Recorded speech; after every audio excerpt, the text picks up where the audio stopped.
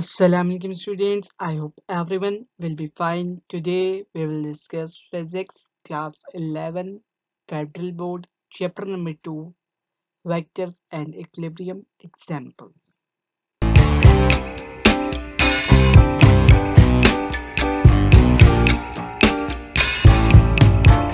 Example 2.1. A ship leaves port and travels 200 km at 30° north of east. Then it changes its direction and travels 350 km in a direction 140 degree north of east to reach destination. Calculate the straight line distance covered by the ship. Ship क्या कर रही है?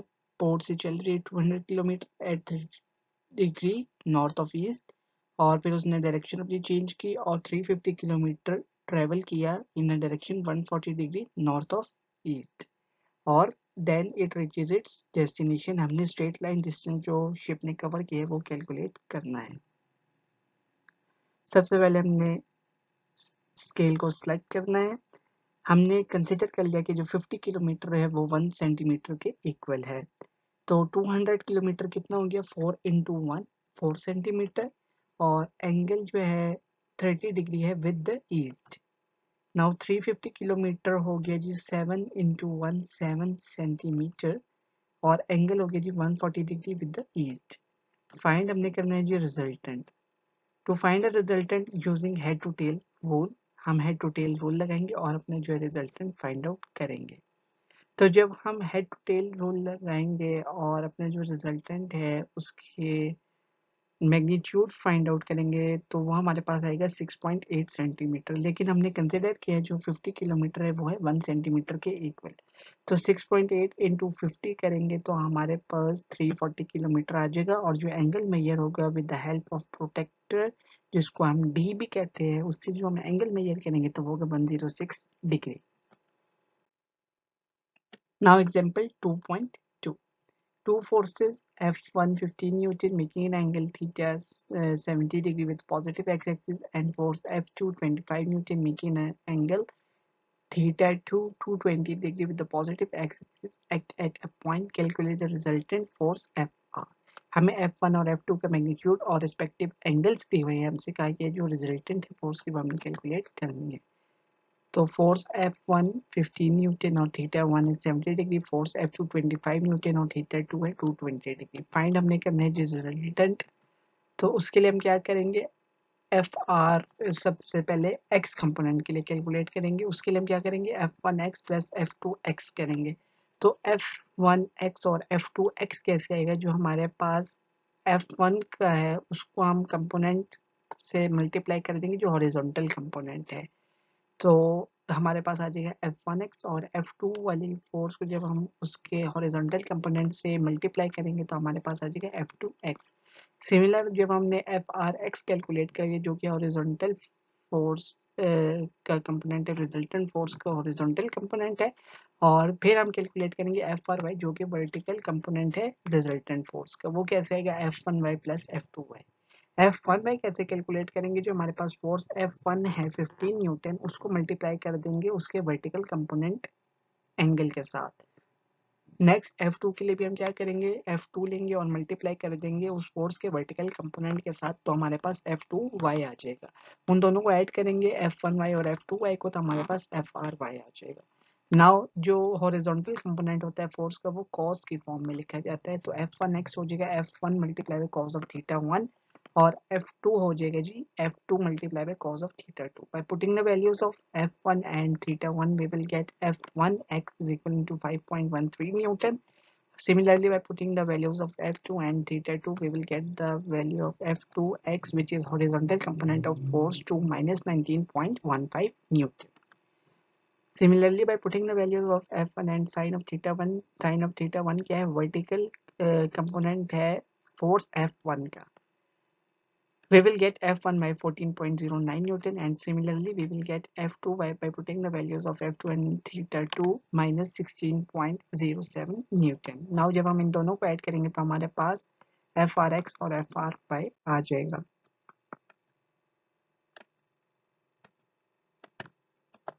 we will get frx is equivalent to f1x plus f2x, and frx will be minus 14.02 Newton, and fry will be f1y plus f2y, and we will get fry is equivalent to minus 1.98 Newton. Now जब हमने इसका magnitude लेना है तो magnitude का क्या formula होता है, जो हमारे पास हॉरिजॉन्टल कंपोनेंट होती है फोर्स का उसका स्क्वायर प्लस वर्टिकल कंपोनेंट का स्क्वायर और whole under root. Now R X की जगह हम हॉरिजॉन्टल कंपोनेंट की वैल्यू पुट करेंगे जो कि है माइनस 14.02, उसका स्क्वायर लिखेंगे, और वर्टिकल वाले की जगह एफ आर वाई लिखेंगे माइनस 1.98 न्यूटन, और उसका स्क्वायर लिखेंगे तो एफ आर हमारे पास आ जाएगा 14.16 Newton. This is the magnitude of the resultant force. Now अब हमने एंगल देखना है, तो एंगल का जो फॉर्मूला होता है वो होता है tan of theta is equal to vertical component over horizontal component. Vertical component है यहाँ पे एफ आर वाई और हॉरिजॉन्टल कंपोनेंट है F R X. By putting the values of FRY and FRX, we will get theta is equivalent to 7.97 degree. Now, अब हम इसमें add करेंगे 180 plus 7.97 करेंगे तो हमारे पास एंगल आ जाएगा 187.97 degree. Now example 2.3. Find the angle between two forces of equal magnitude such that the magnitude of their resultant is equal to either of them. हमने जो एंगल है टू फोर्सेस के दरमियान जो कि इक्वल मैग्नीट्यूड की forces हैं वो फाइंड आउट करना है, और कंडीशन हमें दी हुई है कि जो मैग्नीट्यूड है उनके रिजल्टेंट का वो भी किसी एक फोर्स के इक्वल है।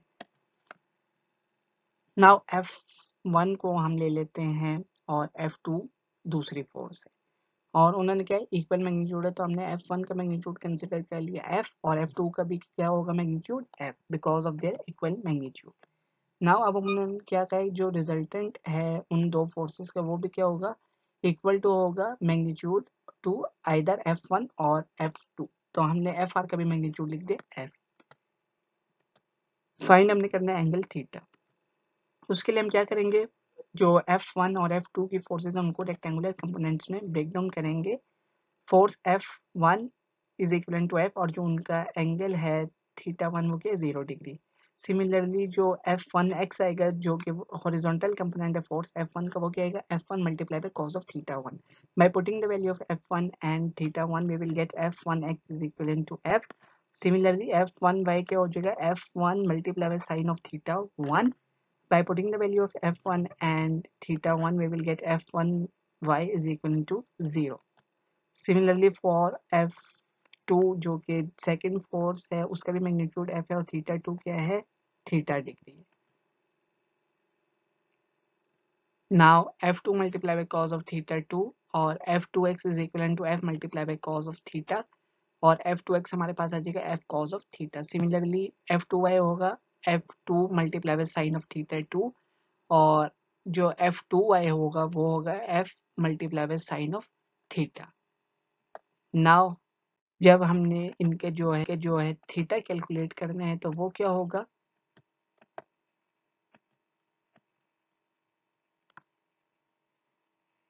सबसे पहले FRX हम देखते हैं जो कि हॉरिजॉन्टल कंपोनेंट है उस रिजल्टेंट फोर्स का, तो वो कैसे आएगा F1x plus F2x।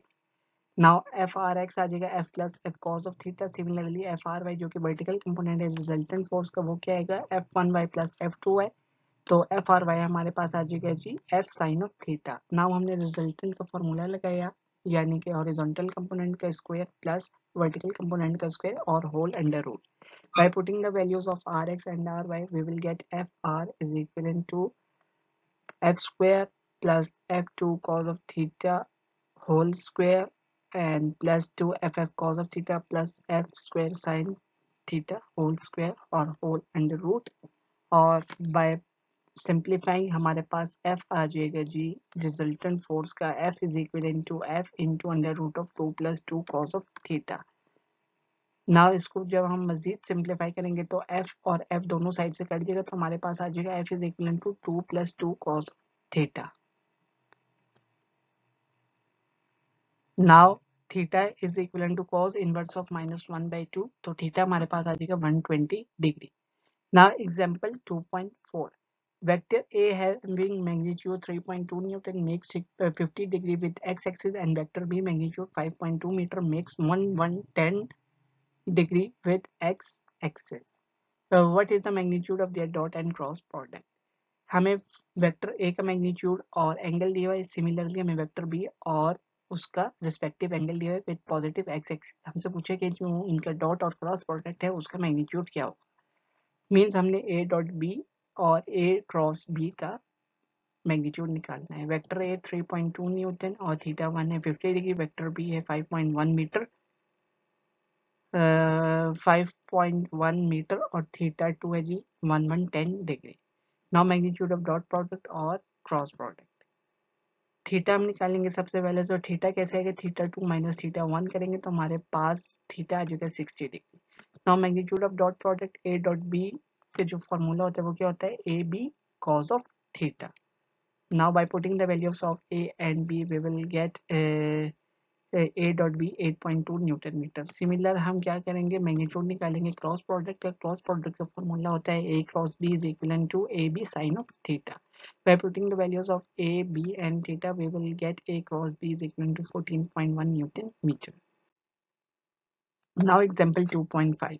Ina weighing 450 Newton is standing at the edge of the uniform diving board 5 meter in length.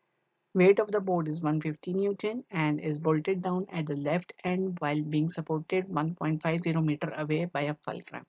Find the forces that the bolt and fulcrum exert on the board.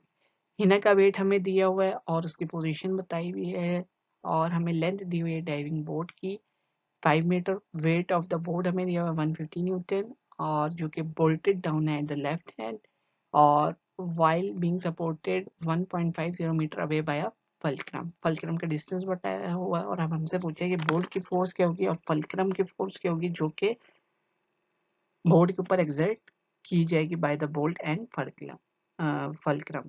Wait of है ना 450 newton, weight of board 150 newton, centre of gravity 2.5 metre. Centre of gravity क्या होगा, जो उसकी length है उसका हम half करेंगे तो हमारे पास centre of gravity of that board आ जाएगा 2.5 metre.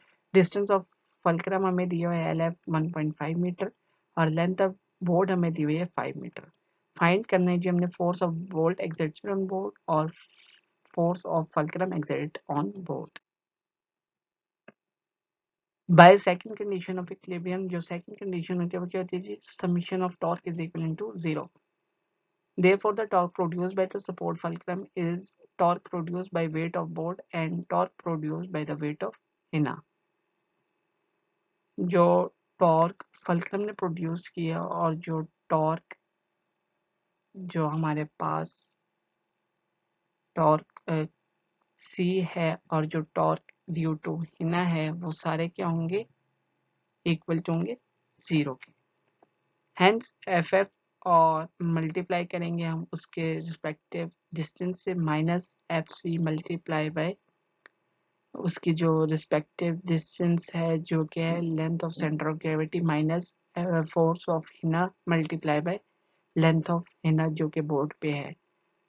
Now by putting the values of F C I C F H I H and L F we will get FF is equal to 750 Newton.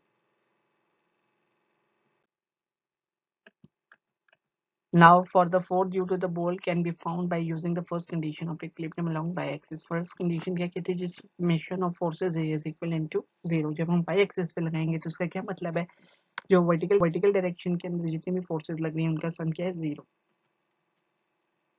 Minus f of b plus f of f minus f of c minus f of h is equal to 0।